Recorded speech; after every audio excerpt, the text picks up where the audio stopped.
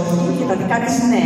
Και πως το καθήκον όλων μας είναι να κρατάμε ζωντανή την πίστη στην ελευθερία και στην ειρήνη. Χρόνια πολλά σε όλους. Ζήτω 28 Οκτωβρίου του 1940. Ζήτω η Ελλάδα.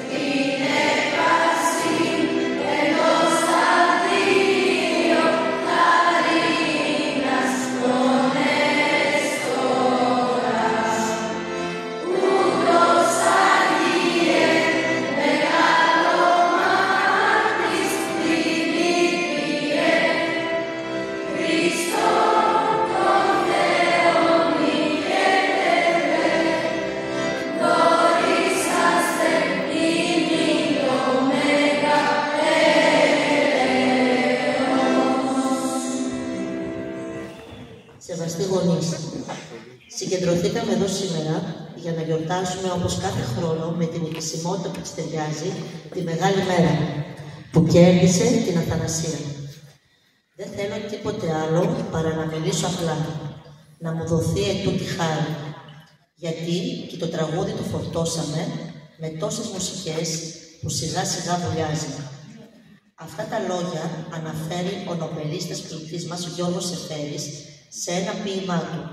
Και αυτά τα λόγια μου ήρθαν στο νου όταν μου ανατέθηκε να μιλήσω για τη σημερινή γιορτή, η οποία πραγματοποιείται και φέτος όπως κάθε χρόνο για να τιμηθεί η μνήμη όσων αγωνίστηκαν για ελευθεριά πριν από 85 χρόνια στα βουνά της Υπήρου και της Αλβανίας. Είναι αλήθεια πως περισσεύουν τα μεγάλα λόγια στους πανηγυρικούς που εκφωνούνται κάθε χρόνο τέτοια μέρα, με αποτέλεσμα πολλές φορές να χάνεται το πραγματικό νόημα της ημέρας πίσω από κούφιες λέξεις. Ενώ το μέγεθος του γεγονότος που τιμάμε σήμερα, της νίκης δηλαδή της Ελλάδας κατά της φασιστικής Ιταλίας, είναι από μόνο του τόσο μεγάλο που δεν χρειάζεται τα μεγάλα λόγια για να αναδειχθεί.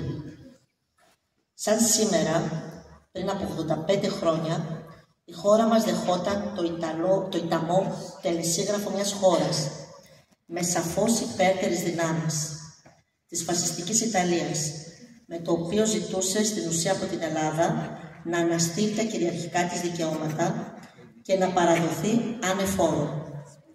Οι ιστορικές παρακαταθήκες που κουβαλάει η ιστορία του λαού μας από το «Ήταν η επιτάς» της αρχαίας Ελλάδας μέχρι το «Ελευθερία ή θάνατος» του 1821 και καθώς και ο τρόπος που διατυπώνονταν οι ιταλικές αξιώσεις στο τελεσίγραφο που παρέδωσε τα ξημερώματα της 28 Οκτωβρίου ο Ιταλός πρεσβευτής Γκράτσι στον Ιωάννη Μεταξά, δεν άφηναν περιθώριο για άλλη απάντηση στον τότε κυβερνήτη της χώρας μας.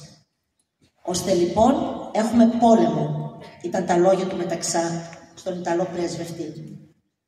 Από εκείνη τη στιγμή ολόκληρη η Ελλάδα ενώθηκε. Άνδρες, γυναίκες και παιδιά, όλοι έγιναν ένα. Οι στρατιώτες μας ανέβηκαν στα βουνά της Πίνδου, μέσα στο χιόνι και στο κρύο, αλλά με καρδιά ζεστή, από πίστη και αγάπη για την πατρίδα. Και εκεί, στα δύσβατα βουνά της Υπήρου, έγινε το θαύμα. Οι Έλληνες όχι μόνο αντιστάθηκαν, αλλά νίκησαν. Και ενώ ολόκληρη η Ελλάδα βυθιζόταν στο σκοτάδι του φασισμού, η Ελλάδα έγινε η πρώτη χώρα που είπε όχι και κράτησε ψηλά τη σημαία της ελευθερίας. Ας θυμηθούμε όμως τι συμβολίζει η σημαία μας, η οποία επίσης σήμερα τιμάται. Το γαλάζιο και το λευκό συμβολίζουν τα χρώματα του ουρανού και της θάλασσας, ενώ οι 9 λωρίδες της αντιστοιχούν στις συλλαβές της φράσης «Ελευθερία ή θάνατος». Ο σταυρός πάνω αριστερά αποτελεί σύμβολο της πίστης και της ενότητας του ελληνικού λαού. Η σημαία μας δεν είναι απλώς ένα κομμάτι ύφασμα. Είναι η ιστορία, οι αγώνες, οι θυσίες, όσο πολέμησαν για να μπορούμε εμείς σήμερα να ζούμε ελεύθεροι, να σπουδάζουμε, να ονειρευόμαστε. Για να πάρουμε όμως τα πράγματα με τη σειρά. Πριν ακόμα επουλωθούν τα τραύματα από την πρώτη παγκόσμια ανθρωποσφαγή, μαύρα απειλητικά και πάλι μαζεύονται τα σύννεφα πάνω από την Ευρώπη. Ήδη το 1935 σημαίνει το τέλος των ελπίδων για ειρήνη. Οι άνοδος του φασισμού στην Ιταλία και του ναζισμού στη Γερμανία απειλούν στη θέμελα το δικαίωμα της ανθρωπότητας να είναι ανθρωπότητα αυτοδιοικούμενη και ανεξάρτητη.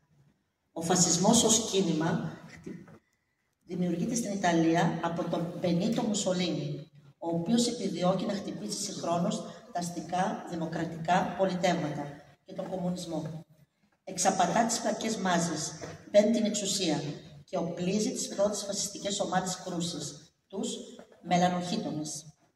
Ο αντικατοπτρισμός του φασισμού υλοποιείται στη Γερμανία μέσω του ναζισμού. Ο Χίτλερ επιβάλλει την ιδεολογία του. Ένας λαός, ένα κράτος, ένας αρχηγός. Η εθνικοσοσιαλιστική δογματική βγαίνει σε ευθεία γραμμή από τη γερμανική παράδοση και πατάει γερά σε φιλετικές θεωρίες για τον καθαρότερο Άριο. Φωτιά και τσεκούρι, το δεύτερο και το τρίτο Ράιχ. Την ελευθερία τη συνοδέψαμε μόνο στην κηδεία της, είπε ένας Γερμανός. Καθώς συμβαίνουν όλα αυτά, τα δημοκρατικά κράτη είναι αναποφάσιστα. Η αδυναμία της κοινωνίας των εθνών είναι προφανής και ο άξονας Ρώμης-Βερολίνου είναι μια πραγματικότητα. Από τη στιγμή αυτή, οι επιθέσεις ισχύως των κρατών του πολλαπλασιάζονται. Ο Μουσολίνι αποκαλύπτει τα ιταλικά σχέδιά του στην Ανατολική Μεσόγειο και τα Βαλκάνια με μια σειρά εκφοβισμών προς την Ελλάδα. Με αποκορύφωμα τον τορπιλισμό του ελληνικού αντιτορπιλικού Έλλη στις 15 Αυγούστου 1940 στο λιμάνι της Στίνη. Οι εκφοβισμοί όμως αυτοί προσκρούουν στην αρνητική απάντηση του ελληνικού λαού. Το ιταλικό τελεσίγραφο που ζητούσε την ανεφόρον παράδοση της Ελλάδας, ένα κράτος δίωδο για τη φασιστική παρέλαση, αναγκάζει τον Ιωάννη Μεταξά να εγκαταλείψει την ιδέα της ουδετερότητας και να γίνει ο εκφραστής της κοινής θέλησης των Ελλήνων. Το παλαϊκό όχι, απόκριση του Μεταξά, δηλώνει αφαιρετικά ολόκληρη τη διάθεση του ελληνικού λαού. Η μάχη της Ελλάδας υπήρξε για ολόκληρο τον ευρωπαϊκό κόσμο μια στροφή στον κόσμο των αξιών. Κράτησε 216 μέρες, από τις 28 Οκτωβρίου 1940 έως τις 31 Μαΐου 1941. Οπότε έληξε και στην Κρήτη κάθε οργανωμένη αντίσταση. Το Αργυρόκαστρο, η Κοριτσά, η Άγιοι Σαράντα, η προέλαση των Ελλήνων στο αλβανικό έδαφος συνθέτουν το ρέκβιεμ της εαρινής επίθεσης του Μουσολίνη. Η ελληνική αεροπορία και το ναυτικό, με όλες τις ελλείψεις τους, θίγουν τις ευαισθησίες των φασιστών και με τον αγώνα τους αποκαλύπτουν το υψηλό τους στόχο. 6 Απριλίου 1941. Η Γερμανία χτυπά την Ελλάδα. Τα μακεδονικά οχυρά της στέκονται, αλλά δεν αντέχουν. Η κυβέρνηση και ο βασιλιάς εγκαταλείπουν τη χώρα, ενώ η στρατιωτική ηγεσία συνθηκολογεί στις 24 Απριλίου 1941. Το γόνατο του Μουσολίνι καταστράφηκε, αλλά ο Χίτλερ ανήκει σε άλλα κέντρα ισχύως. Έχει δεμένη στο άρμα του μια γερά φανατισμένη, εξανδραποδισμένη νεολαία. Σέρνει πίσω του εκατομμύρια θύματα, αθώους, ανθρώπους μνημεία της ναζιστικής βαρβαρότητας. Ο ελληνικός χώρος υφίσταται πλέον τριπλή κατοχή. Η νέα τάξη πραγμάτων στη χώρα μας ταυτίζεται με την πραγμάτωση των Ιταλικών, Γερμανικών, Βουλγαρικών επιδιώξεων. Σαφής η διαταγή. Διαμερισμός της χώρας. 3 ζώνες κατοχής που για να συντηρηθούν ξοδεύουν τον κόπο των ηθαγενών παραγωγικών δυνάμεων. Ο δυνάστης υπερσιτίζεται, ενώ σε παράλληλη ευθεία ο Έλληνας γίνεται ρακοσυλλέκτης και απορριμματοφάγος. Ο μεγάλος λοιμός συνοδεύεται από την παραβίαση των ανθρώπινων ελευθεριών. Κάπως έτσι οι Έλληνες βαδίζουν τα όρια της ανοχής και της αντοχής τους. Κάπως έτσι η εξαθλίωση γεννά την εθνική αντίσταση. Έτσι ξεκινά αγώνας της πόλης, αγώνας στην Ύπαιθρο, αγώνας με τους συμμάχους στην Ανατολή. Στρατιώτες, σαλταδόροι, άμαχοι, πεινασμένα παιδιά, κρυφά οπλισμένοι σε μια κοινή μυστική, αγωνιώδη, κατά μέτωπον επίθεση. Όλοι μπροστά και όλοι εκεί. Δεν υπάρχουν οπισθοφυλακές. Ήψη στη στιγμή της λαϊκής αντίδρασης, η νύχτα που δύο νέοι φοιτητές, ο Μανώλης Γλέζος και ο Απόστολος Σάντας, κατεβάζουν την ελληνική σημαία από τον ιερό βράχο της Ακρόπολης. Είναι το έναυσμα, η αφετηρία, για αμέτρητες αυθόρμητες αλλά και οργανωμένες αντιστασιακές πράξεις. Ακολουθεί η ίδρυση αντιστασιακών οργανώσεων που ανεξαρτήτως πολιτικών αποχρώσεων βρουν με κοινό καταστατικό και κοινό απότερο στόχο. Η ελληνική απελευθερωτική στρατή, με τη συνεργασία των συμμάχων, καταφέρουν βαρύτατα πλήγματα στον εχθρό. Από εδώ και πέρα, τα τάγματα ασφαλείας δεν θα είναι ποτέ επαρκή για να πνίξουν την εθνική αντίσταση. Οι εκατόμβες των εκτελέσεων, οι έμψυχες αποθήκες σκλάβων, οι καταστροφές, οι λαιλασίες τονώνουν την ελληνική διάθεση για δολιοφθορές και σαμποτάζ. Ο φόρος αίματος κυλά σε οργισμένα ποτάμια, ώσπου γίνεται θάλασσα, η οποία πνίγει τους αλαζόνες ευριστές. Τα χιόνια στα ρωσικά βουνά γίνονται φωνικά όπλα στο πλευρό των συμμάχων. Τώρα οι δημοκρατικοί λαοί της Ευρώπης ξεπληρώνουν στους Γερμανούς την κόλαση του Auschwitz, του Dachau, του Mauthausen. Η απόπειρα του Χίτλερ να κυριαρχήσει στην Ευρώπη καταρρέει παντού. Στις 12 Οκτωβρίου 1944 οι Γερμανοί εγκαταλείπουν την Αθήνα. Ας κάνουμε όμως ακόμα ένα βήμα πίσω, λίγο πριν από το 1940. Γιατί σήμερα γιορτάζουμε ένα επίσης σημαντικό γεγονός. Στις 26 Οκτωβρίου 1912, ανήμερα του Αγίου Δημητρίου, η Θεσσαλονίκη μας απελευθερώθηκε από την Οθωμανική κυριαρχία. Ύστερα από σχεδόν 5 αιώνες σκλαβιάς, ο ελληνικός στρατός μπήκε θριαμβευτικά στην πόλη και η γαλανόλευκη κοιμάτισε ξανά στον πύργο το Λευκό. Ήταν μια στιγμή συγκίνησης και περηφάνειας, η οποία άνοιξε τον δρόμο για τη σύγχρονη Ελλάδα. Η 26 Οκτωβρίου 1912 και η 28 Οκτωβρίου 1940 είναι λοιπόν δύο ημερομηνίες, οι οποίες παρότι απέχουν 28 χρόνια, συνδέονται βαθιά. Εκφράζουν την ψυχή του ελληνικού λαού, την πίστη, το θάρρος, την ελευθερία.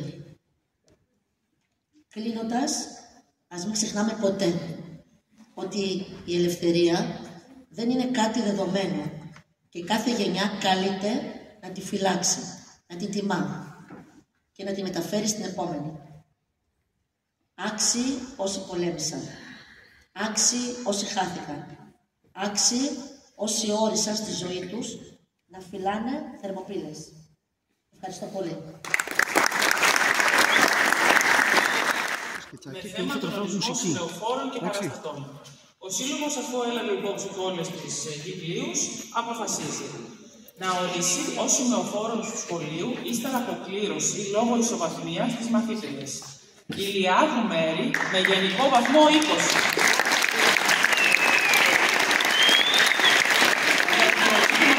Αγώνα την 25η Μαρτίου και Καραβέτσι Δήμητρα με γενικό βαθμό 20 για την 28η και την 28η αγώνα.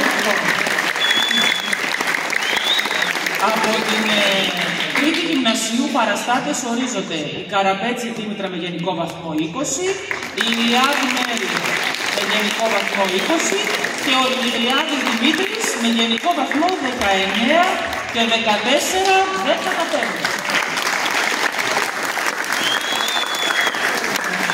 Παραστάτες από τη Β' τάξη ορίζονται η Βαράνου Αφροδίτη με γενικό βαθμό 19 και 14-15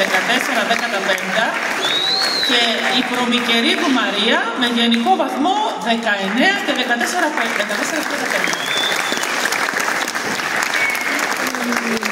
Και τέλος, από την πρώτη τάξη, ύστερα από κλήρωση, ορίζεται η Μετενίδου Ελισάβετ ως παραστάτρια για τις επετείους του Μακεδονικού Αγώνα της 28ης και των 3 ιεραρχών. Μετά τη βαθμολογία του πρώτου τετραμήνου θα οριστεί ο παραστάτης για την επέτειο της 25ης Μαρτίου.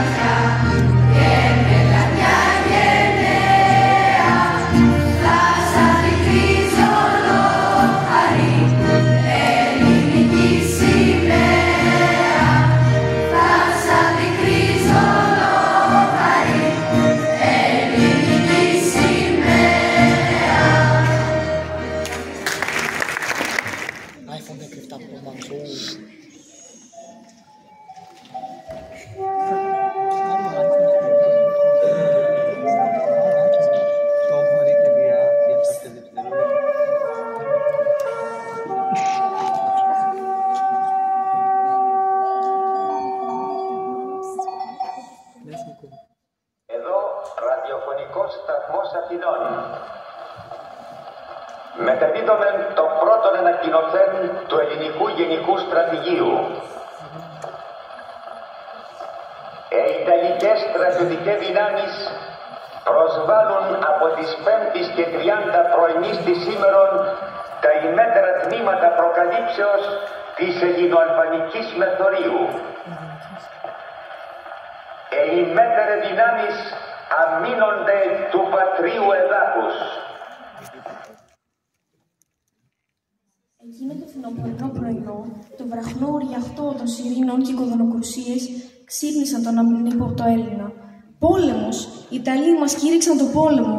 ήταν τα πρώτα λόγια που ψέλισαν τα στεγνά από τον ύπνο-χείλη.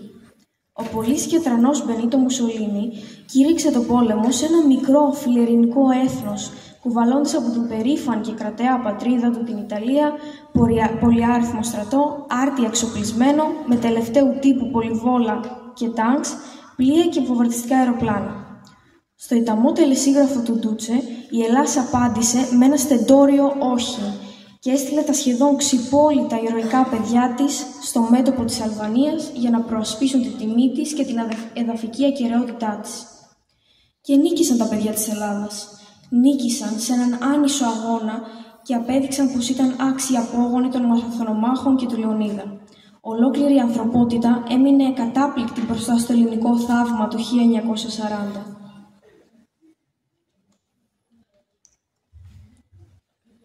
Γι' αυτό η Ελλάδα χαίρεται, γι' αυτό καμάρει το όχι, της ελευθεριάς το όχι. Γιατί δεν το είπε μοναχά το σώμα ενός ανθρώπου, το είπαν οι ράκες και οι κορυφές κρεμματιές του τόπου. Σύσσωμη το είπε η χώρα μας, το όχι με ένα στόμα, για να τυχεί ακόμα. Για να μη σβήσει και χαθεί στις λησμονιάς το ρέμα, το σφράγισε με θάνατο, το κέντησε με αίμα.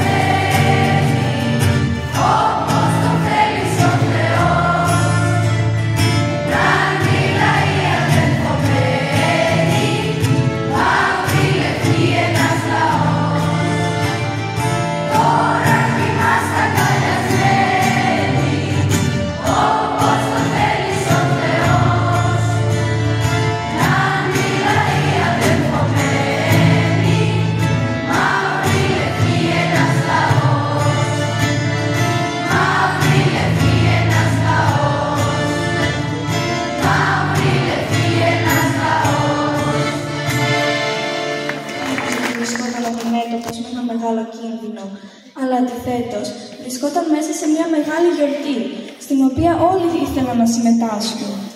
Κάθε ζωντανό κομμάτι της ελληνικής κοινωνίας, ανάμεσά τους οι άνθρωποι του πνεύματος και οι καλλιτέχνες, επιστρατεύθηκε στον αγώνα κατά του φασισμού.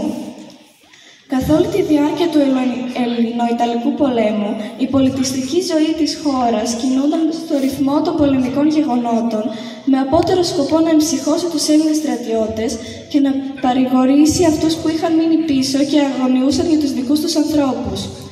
Τα πολιτιστικά δρόμενα της εποχής κατέγραψαν μέσα από τις θεατρικές επιθεωρήσεις και τα τραγούδια το πολεμικό κλίμα της εποχής, υμνώντας τα παιδιά της Ελλάδας και διακομωδώντας τη φασιστική Ιταλία και το δικτάτορά της. Μέσα σε αυτό το πολυπίκυλο και καλλιτεχνικό πανηγύρι κυριάρχησε η μορφή της Σοφίας Βέμπο, της τραγουδίστριας της Νίκης, όπως τη βάφτισε ο δημοσιογράφος και θεατρικός κριτικός Αχιλλέας Μαμάκης. Στο πόλεμο του 1940 η ίδια γίνεται σύμβολο του αγώνα κατά των φασιστών εισβολέων και τα τραγούδια της γίνονται πολεμικοί πεάνες. Σε κάθε γωνία της Ελλάδας τραγουδούσαν «Βάζει ο Ντούτσο τη στολή του», «Κορόιδο Μουσολίνη», «Τα τάγκς και τα κανόνια δεν είναι μακαρόνια», που κατέγραφαν το πανηγυρικό και σατυρικό κλίμα της εποχής. Η χρειά της βαθιάς φωνής της συνόδευε τα στρατευμένα νιάτα στο μέτωπο με τραγούδια όπως «Παιδιά της Ελλάδος παιδιά», του Μίμη Τραϊφόρου και «Άντε στο καλό και Παναγιά μαζί σας». Ζέστενε τις καρδιές τους μέσα στις παγωμένες νύχτες και γέμιζε με πίστη και ελπίδα για τη νίκη. Αυτός ήταν ο δικός τους αγώνας. Τα τραγούδια της μεταδίδονται συνεχώς από εκπομπές του ραδιοφώνου, ακόμα και από το σταθμό του BBC. Η τραγουδίστρια της Νίκης θα συνεχίσει τη δράση της και κατά τη διάρκεια της κατοχής από τη Μέση Ανατολή, όπου κατέφυγε. Η Σοφία Βέμπο υπήρξε μια ξεχωριστή φυσιογνωμία και μια δυναμική προσωπικότητα που με τη φωνή της σημάδεψε όχι μόνο την ιστορία του ελληνικού τραγουδιού, αλλά και μια ολόκληρη γενιά και σφράγισε μια εποχή.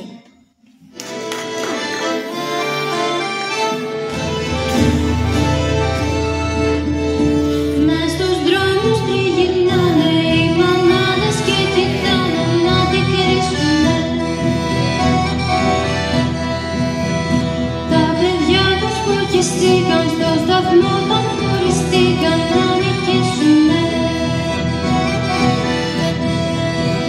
Να για εκείνες που έχουν φύγει και η δόξα τους τη λίγη ας χαιρόμαστε. Και ποτέ καμιάς μην κλάψει, κάθε πόνο της ας κάψει κι ας ευχόμαστε.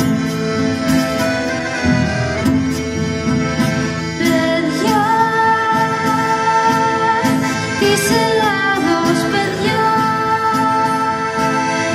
πως σκληρά πολεμάτε πάνω στα βουνά. Παιδιά, στη γλυκιά Παναγιά προσευχόμαστε όλοι να έρθετε ξανά.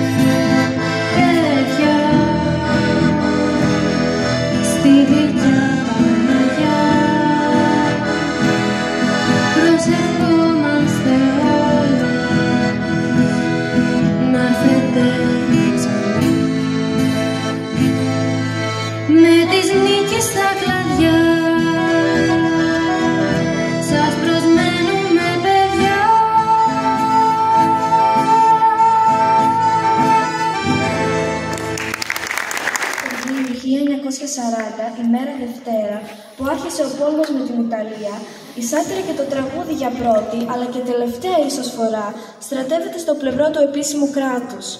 Η χώρα μας απειλείται πολύ σοβαρά και κινδυνεύει άμεσα. Η υπόθεση του πολέμου είναι ζήτημα εθνικό, καθολικό, αφορά εξίσου το ίδιο όλους τους Έλληνες.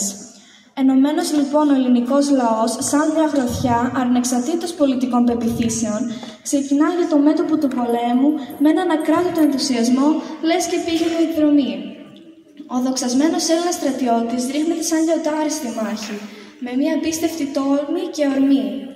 Σε αυτόν τον υπερπάντων αγώνα, η λαϊκή μουσική τέχνη δεν μπορούσε να ήταν απούσα. Συντάσσει αμέσως τις δυνάμεις της και τα όπλα της, στίχους και μελωδίες, και ρίχνεται και αυτή με τον τρόπο της στον αγώνα, με ψυχή και πατριωτικό παλμό, συμπαραστάτης και ενθαρρυντής του Έλληνα μαχητή, μα και του άμαχου πληθυσμού. Το λαϊκό τραγούδι αντίκρισε τον Έλληνο-Ιταλικό πόλεμο με μια ποικιλία προσεγγίσεων, διαφορετικών ή ακόμα και αντίθετων μεταξύ τους. Την ηρωική, την αντιηρωική, την κριτική, την ερωτική και βέβαια τη σατυρική. Αλβανία, που πολεμάται με καρδιά, με μπέσα και μανδρία.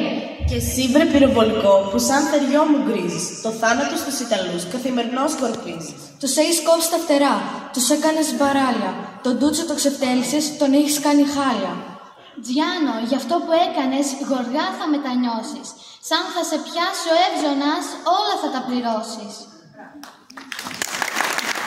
Η σκοπιά, από την οποία το ρεμπέτικο προσέγγισε το πόλεμο του 40, με αρκετά τραγούδια, τροφή άφθονη θα λέγαμε, έδωσε όχι μόνο η λαμπρή πορεία των πολεμικών εξελίξεων του στρατού μας εναντίον των Ιταλών, αλλά κυρίως η φανφαρονική προσωπικότητα του Μπενίτο Μουσολίνι.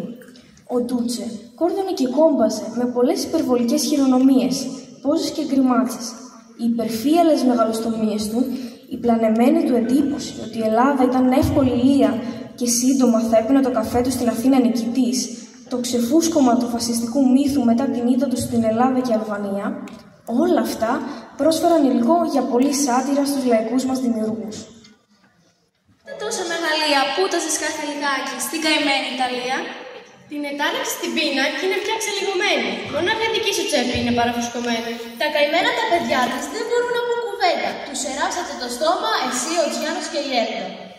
Μουσολίνη, άλλαξε γνώμη. Έλα πια στα συγκαλά σου, γιατί έφτασε η ώρα να τεινάξεις τα μυαλά σου.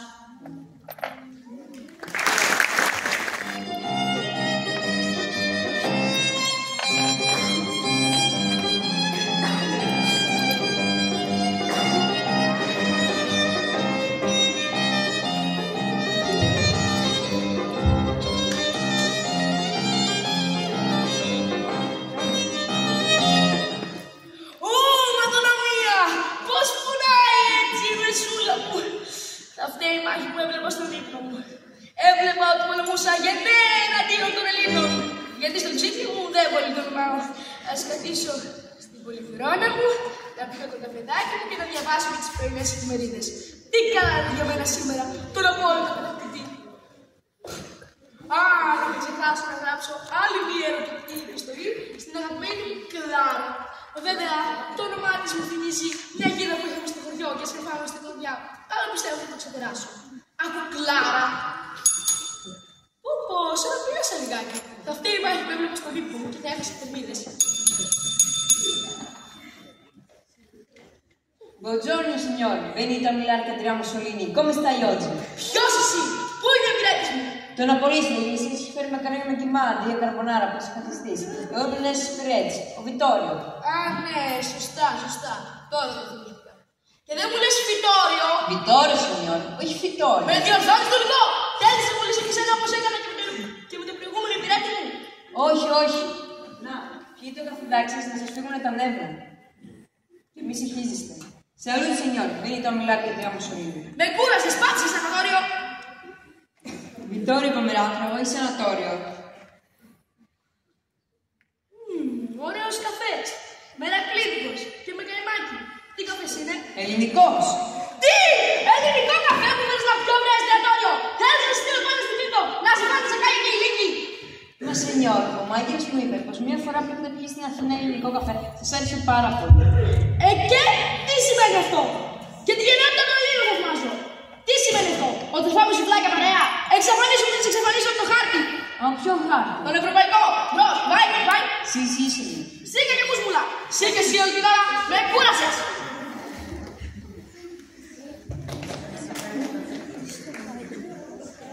Άστον, θα το πιω αναγκαστικά. Πόλεμο έχουμε. Να κάνουμε και λίγη οικονομία. Φέρε μου τις πρωινές εφημερίδες να δω τα νέα σήμερα. Και κόζα σου τσέντε. Τίποτα. Να έχει πάλι μια γελιογραφία με εσάς. Βρε τι έχω πάθει. Πόσες φορές πρέπει να πω ότι τα κόμιξ και οι γελιογραφίες είναι μια αγγλοσαξονική παραπληκτική τέχνη. Πόσες, φαίνεται να δω. Μήπως καλύτερα να δούμε πρώτα τα ζώδια Άννα Λέων. Τι γράφει, τι έγινε πάλι. Ένα λέει πως περιμένει τους ηλιώτες μια μεγάλη ήττα. Θα αρχίσω τις πιστολιές. Να πάτε τους πάρα πολύ καλά στα ερωτικά σας. Α, εντάξει. Φαίνεται να δω. Τι είναι αυτό! Ευχαριστώ, Αδόλφε! Νομίζω ότι θα βγάλω πέρα μαζί του τώρα. Εγώ είμαι αυτός! Ναι, σενιόρ. Ο άλλος από την άλλη με το μουστάκι είναι ο Αδόλφος Χίτλερ και στη μέση του λιωδωμένους Έλληνες. Μα, συγγνώμη κιόλας. Είμαι εγώ τόσο πολύ χοντρός. Έχω εγώ την τέτοια τεράστια κοιλιά, αφού κάνω διαλυματική νηστεία. Τι είναι αυτό? Τρώω και στα διαλύματα. Λογαριασμό θα σου δώσω. Δεν είμαι εγώ αυτός. Δεν έχω τέτοια μεγάλη κοιλιά. Ένα σενιόρ, δείτε, τσάπες, πιστόλια, σφεντώνες, νυχοκότες, όσο να είναι όλα αυτά, βάζουν πλέον κιλά πάνω στη ζυγαριά.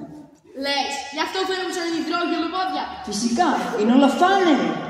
Και δηλαδή, δεν θέλουν να με εξευτελίσουν ότι είμαι κότα και φοβάμαι από τους γενναίους Έλληνες και γι' αυτό και έχω ζωστεί σαν το πολεμικό μουσείο και κάνω τι μου λέει αυτός ο ταχυτικός ο Χίτλερ. Όχι καλέ, πώς σας παίζει κάτι τέτοιο που μυαλό. Ίσα που θέλουν να δείξουν πόσο οργανωμένος είσαι σε αυτόν τον πόλεμο και πόσο εμπιστεύεται αυτός ο Χίτλερ που σου αφήνει επικεφαλής και αυτός υποχωρεί. Λες μου ρε κρεματόριο. Θα μπω σε κανένα κρεματόριο να γλιτώσω το μια παλωτούτσε. Τι είπες? Τίποτα. Να αφήσετε την εφημερίδα τώρα στην άκρη, να σας βάλω ένα τραγούδι να θυμίσετε λίγο. Μην ξεχνάτε ότι στις 11 και 27 θα σας πάρει τηλέφωνο ο Αδόλφος Χίτλερ. Α, ναι, έχουμε και το ψυχοπαθή. Καλά λες όμως, βγάλουμε κανένα τραγουδάκι να ευθυμίσω λίγο και να ολοκληρώσω και την ερωτική επιστολή προς την αγαπημένη μου Κλαρογίνα. Την Κλάρα εννοείται. Ναι, αλλά το μάτσο να θυμίζει μια γύρα που είναι στην πορτέλη και πάνω στην πορτέλη. Τέλος πάντων, βγάλουμε κανένα τραγουδάκι τέλος, θέλω να χορέψω και λίγο να χάσω καμία θερμίδα. Για να χάσει καμία θερμίδα πρέπει να σε κλείσουμε σε ένα υπόγειο για ένα χρόνο.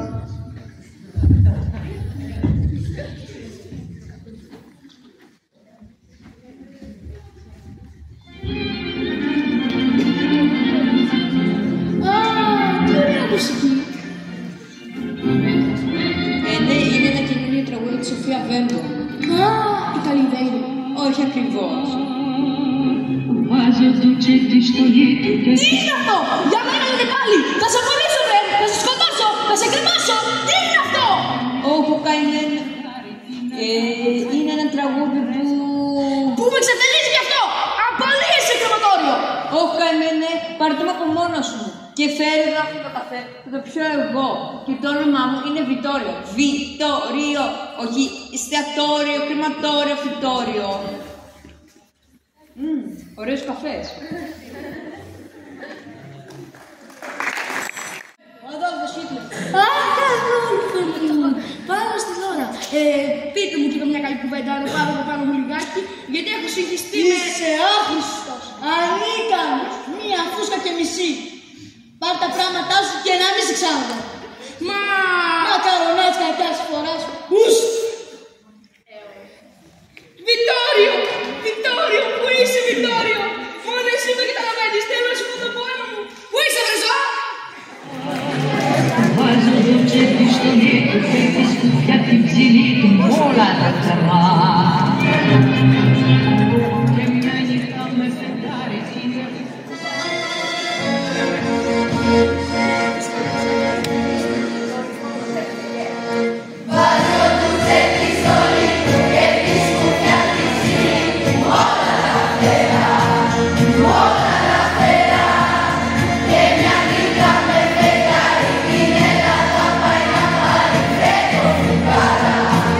Φρέτο φουκάρα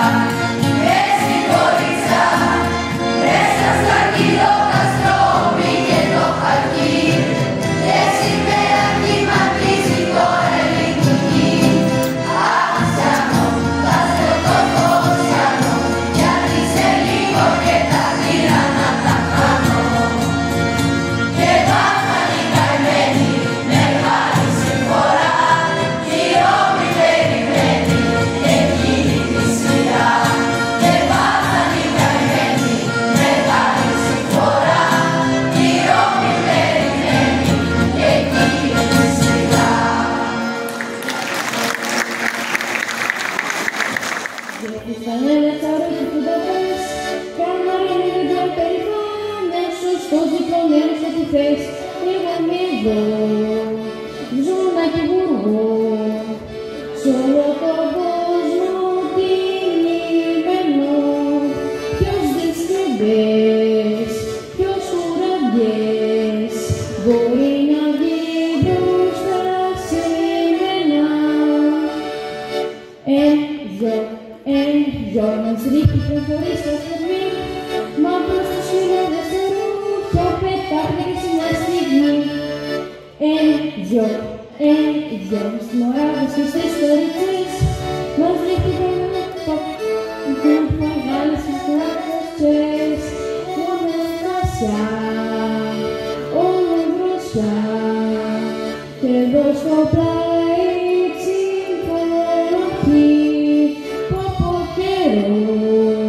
Στον κάθε εχθρό αστραφεί και φωνάζει όχι.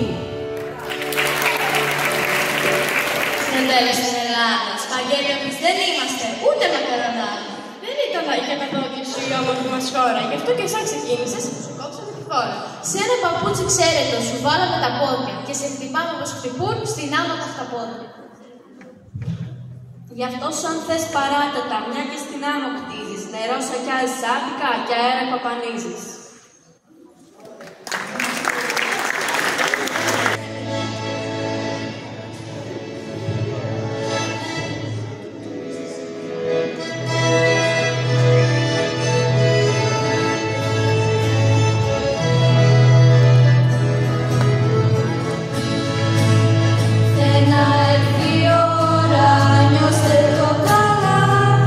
Που ετούτη χώρα πάλι θα γελά.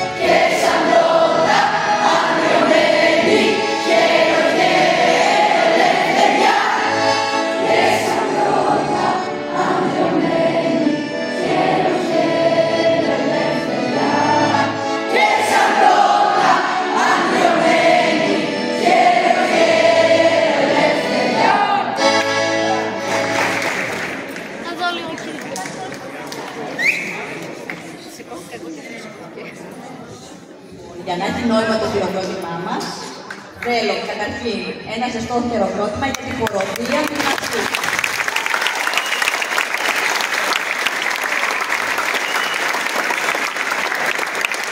Όλο τραγούδισαν η Αντούλα Μιστοπούλου,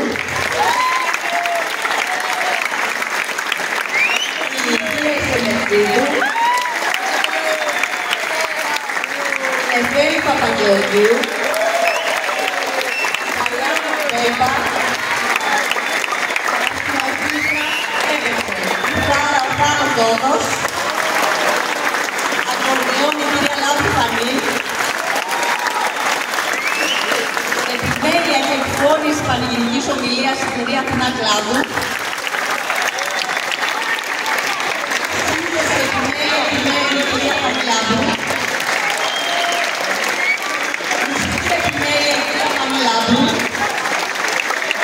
αστυνομική χώρου η κυρία Αγγέλα Κανάρη, τεχνική επιμέλεια εικόνας και ήχου ο κύριος Γιώργος Δαμασιώτης, Χρόνος Κουτοβλάκης. Ένα μεγάλο όμως ευχαριστώ. Αν έλειπαν και τα σφυρίγματα θα ήταν ακόμα καλύτερο. Ένα πολύ μεγάλο ευχαριστώ στο 15μελές μας.